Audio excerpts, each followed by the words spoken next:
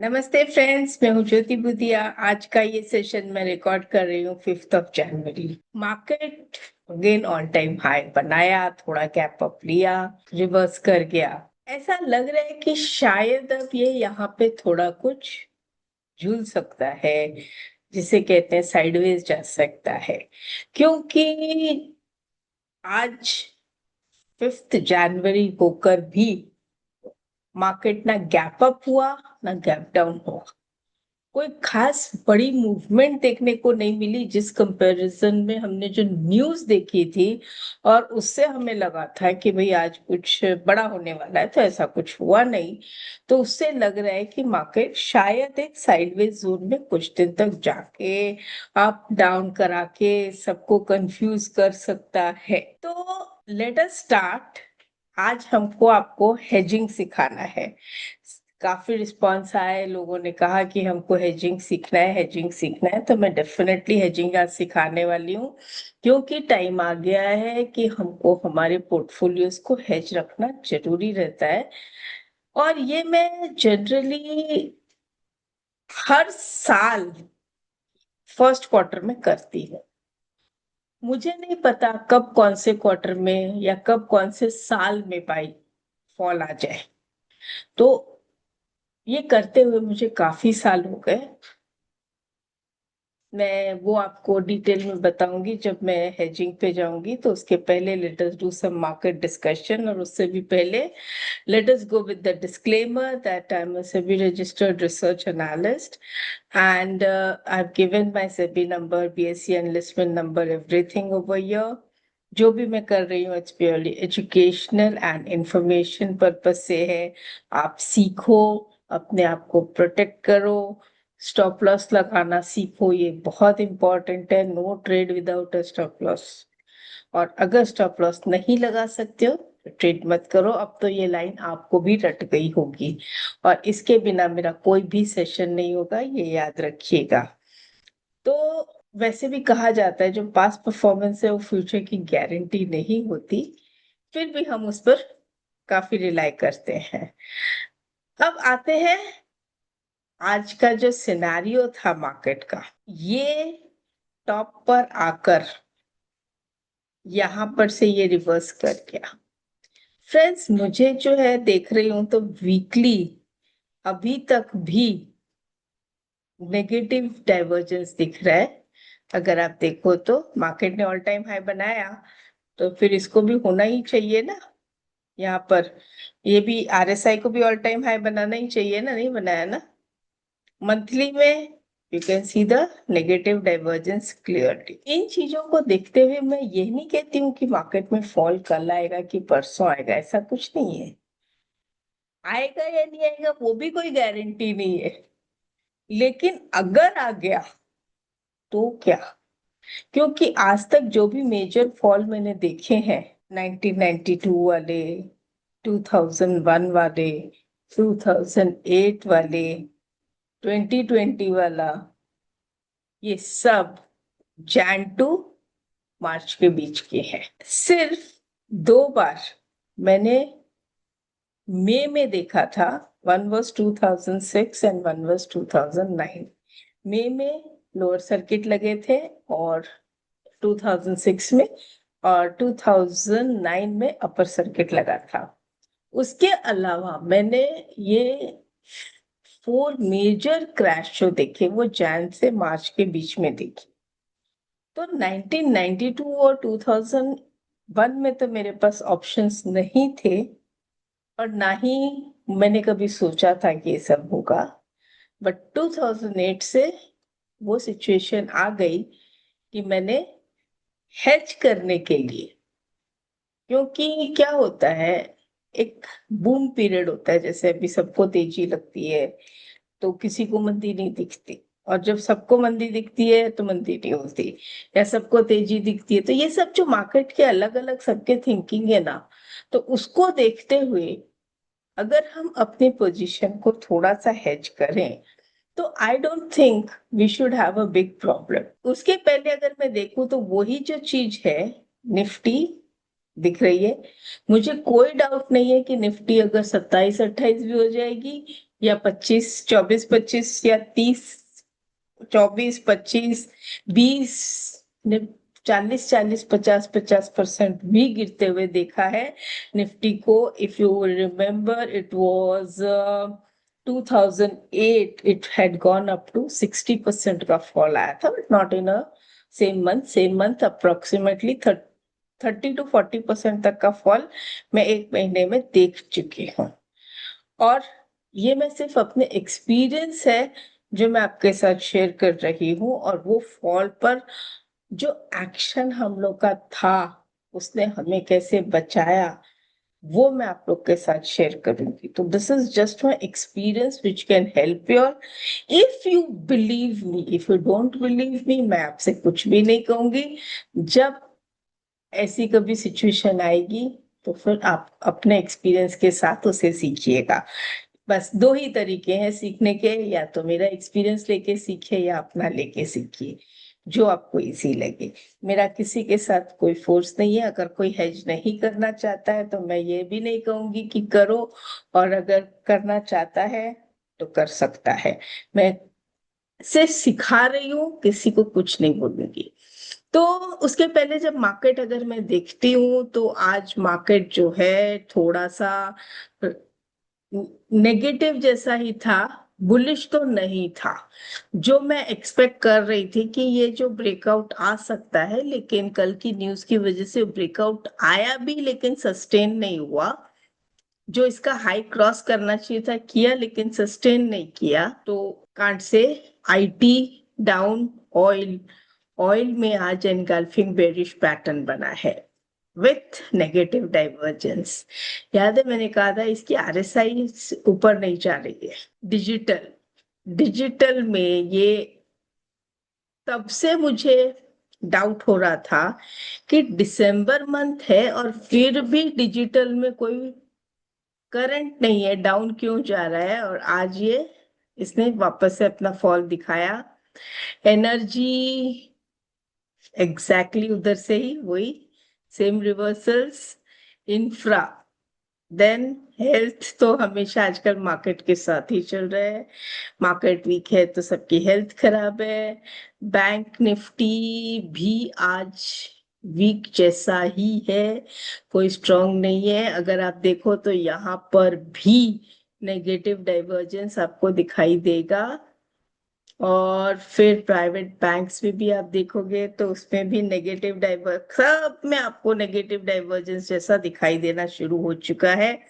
मुझे कहीं पर भी वो नहीं दिख रहा है अभी तक। खाली एक कमोडिटीज ठीक है, आज पीएसयू भी थोड़े वीक थे। ऑटो ओके था, खुला अच्छा था, लेकिन इनवर्स पिन बार जैसा बना दिया।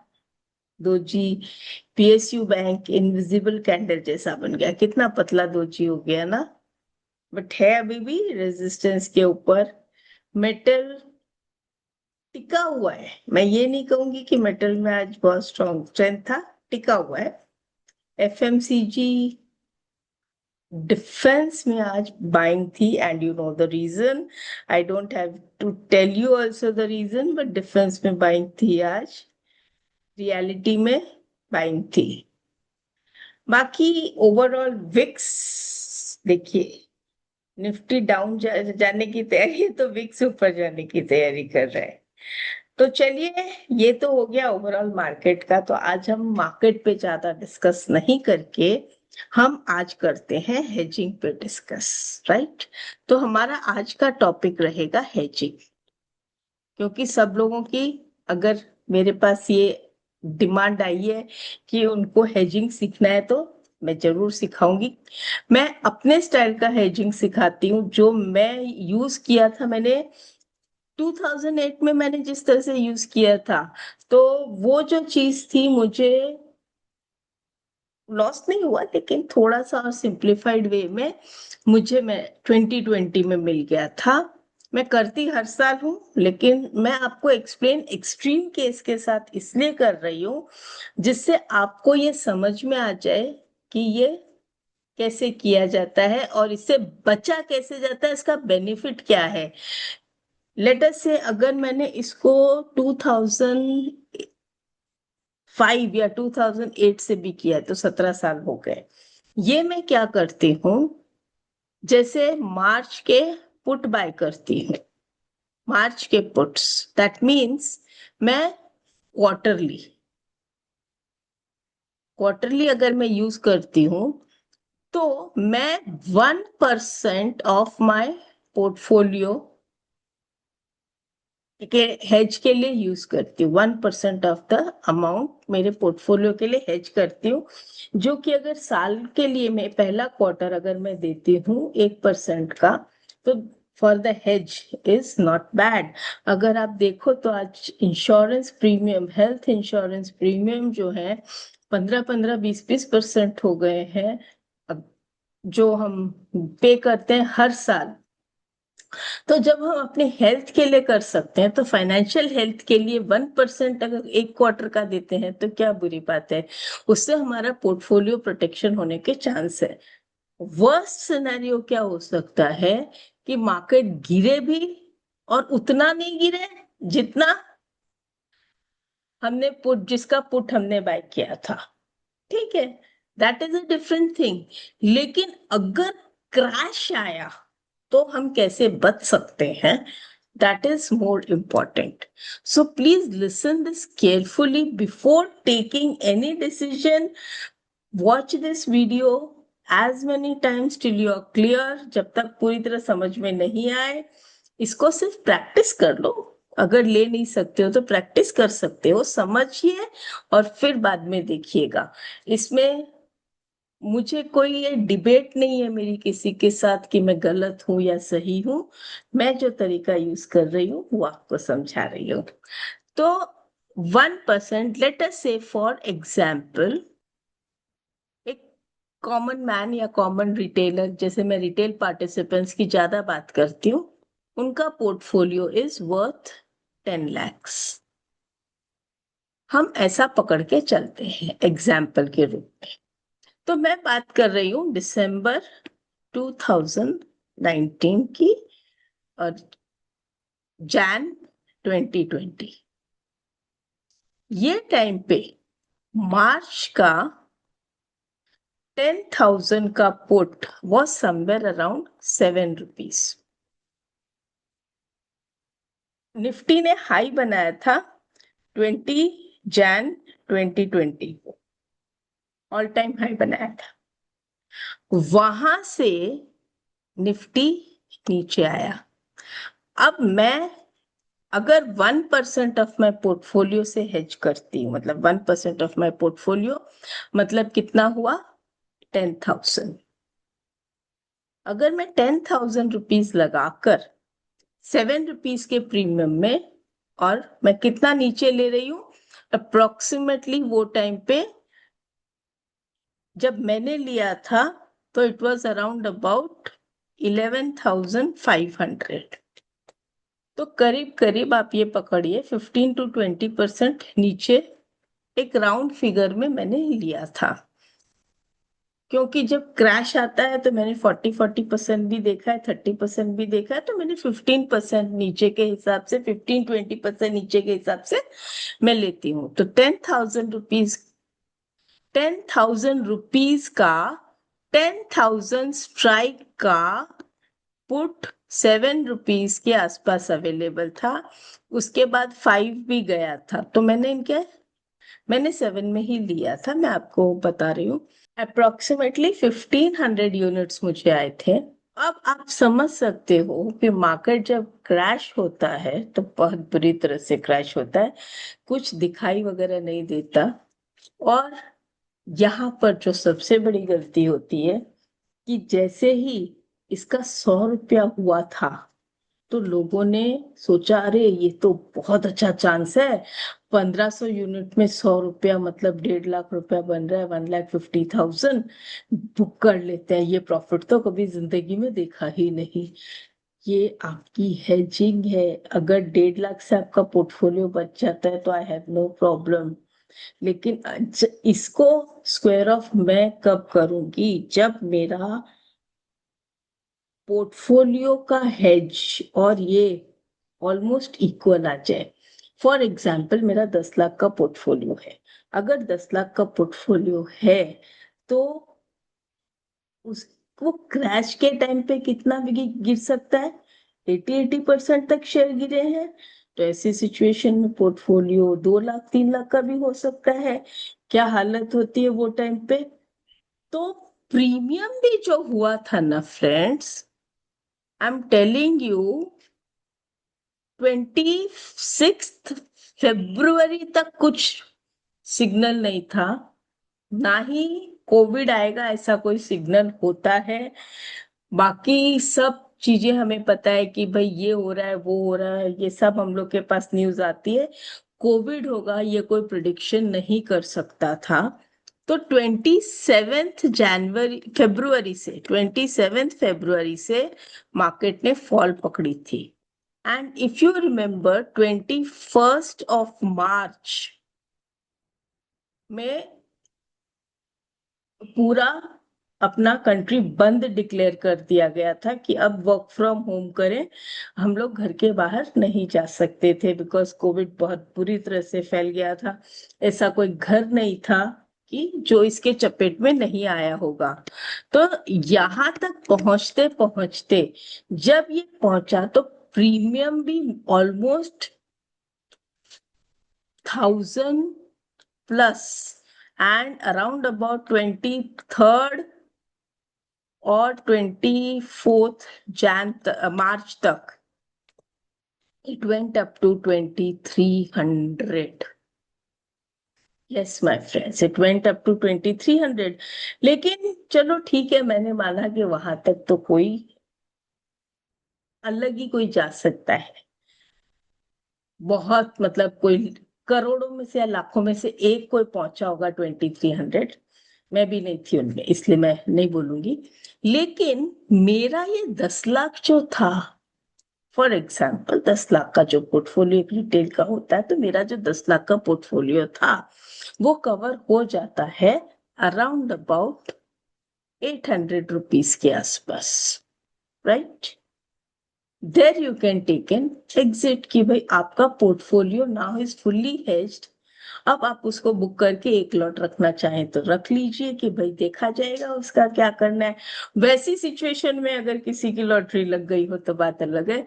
मैंने नहीं किया था लेकिन इस बार अगर ऐसा कुछ हुआ तो मैं एक लॉट लास्ट तक बचा के रखूंगी, देखेंगे क्या होगा करके। तो फ्रेंड्स इस तरह से अगर हम हेजिंग करते हैं तो हम जो है वो पोर्टफोलियो को एज इट इज बचा के ले जाएंगे। तो वहां पर जो हमको प्रॉफिट होती है, ऑफ कोर्स वो प्रॉफिट ही है ना, क्योंकि आपने पोर्टफोलियो तो आपका पूरा कॉस्ट ले लिया। अभी वो पोर्टफोलियो का पैसा जो लगा हुआ है वो तो लगा हुआ है। पुट से जो पैसा आया है वहां पर अब आप चाहें तो वापस से शेयर खरीद लीजिए, नहीं चाहें तो अपना कैपिटल निकाल कर एफडी में डाल दीजिए। लेकिन आपका पोर्टफोलियो का जो कॉस्ट है वो ऑलमोस्ट जीरो हो गया या ऑलमोस्ट नियर बाय जीरो हो गया। अब वो जब भी ग्रो करेगा वो कभी भी आपको वैसे ऑफ रेट दिखेगा, लेकिन कैपिटल तो आपने निकाल के रख लिया अलग से डीमैट अकाउंट या अपने एफडी अकाउंट में। तो ये जो हेजिंग का स्टाइल है, तो hedging is not to make profits, hedging is to protect the portfolio. और इस पर मैं हर बार वीडियो बनाती हूँ, हर साल वीडियो बनाती हूँ। क्यों? क्योंकि मेरा ये मानना होता है कि Jain is the time for hedging, December is the time for hedging for next quarter. और ये हमारे पास एक बहुत अच्छी चीज है कि निफ्टी हमारे पास 5 साल तक की अलाउड है ऑप्शंस खरीदना, इसलिए हम कर सकते हैं। अब ये एक अलग बात है, मैं आपको बताती हूँ कि बहुत सारे ब्रोकर्स जो हैं आपको मार्च का अलाउ करेंगे या नहीं करेंगे इसके बारे में मुझे कोई आइडिया नहीं है। तो ये पहले आप अपने ब्रोकर से समझिए।